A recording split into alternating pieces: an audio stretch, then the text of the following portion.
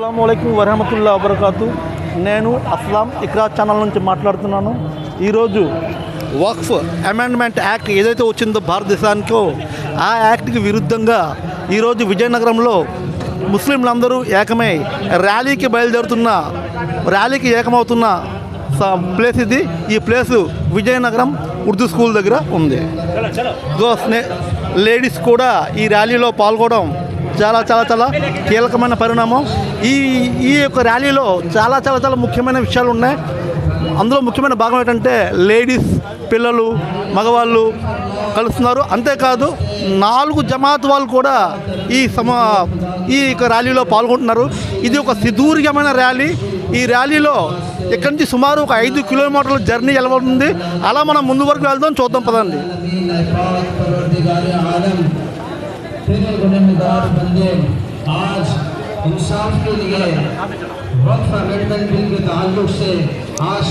చూడండి, ఫ్లాగ్స్ పెట్టుకొని మధ్యన ఒక సమూహం, ఒక యువత, ఒక ముస్లింలు అందరూ ఈ విధంగా జోష్లో మంచి ఒక క్రమశిక్షణలో నిలబడి ఉన్నారు. చూడండి, క్యూలో నిలబడి ఉన్నారు. ఈ క్యూ చూడండి ఎంత అందంగా ఉందో.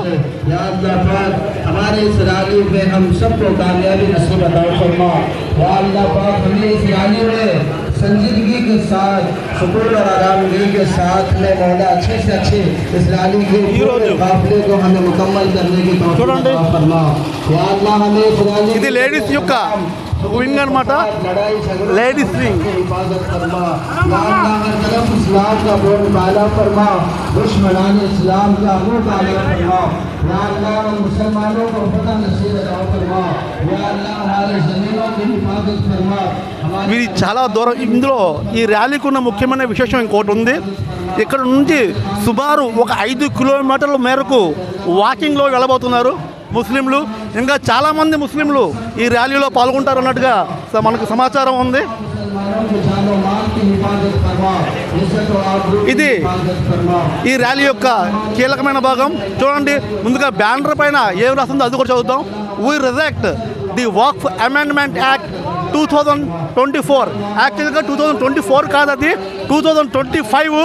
కానీ ఇక్కడ 2024 అని రాశారు. ఇది మర్చిపోయి ఉంటారు మన వాళ్ళు. యాక్చువల్గా 2025 అది. ప్రొటెస్ట్ అగైన్స్ట్ వక్ఫ్ అమెండ్మెంట్ బిల్ అని రాస్తారు. అక్కడ కూడా బిల్ కూడా రాయకూడదు, అది యాక్ట్గా మారిపోయింది. ఈ సమాచారం కూడా మన ముస్లిం సోదరులకు లేదని అనుకుంటున్నాం.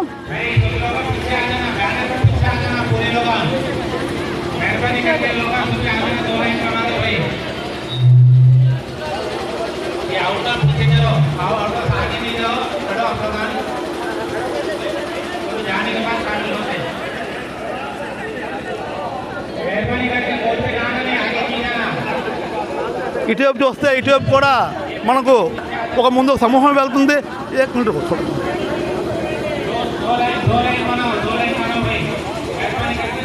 పోలీసులు కూడా చాలా పెద్ద సంఖ్యలో వచ్చారు.